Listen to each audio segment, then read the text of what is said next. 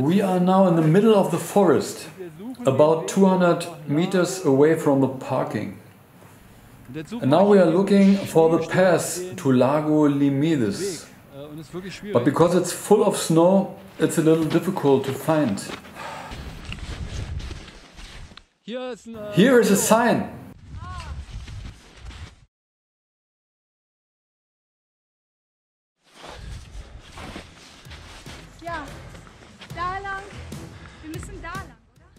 Up there is something like a red sign.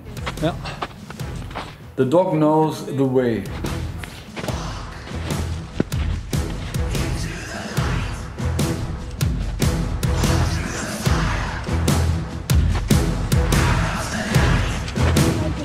Nein, lass mal, ich mach ein bisschen.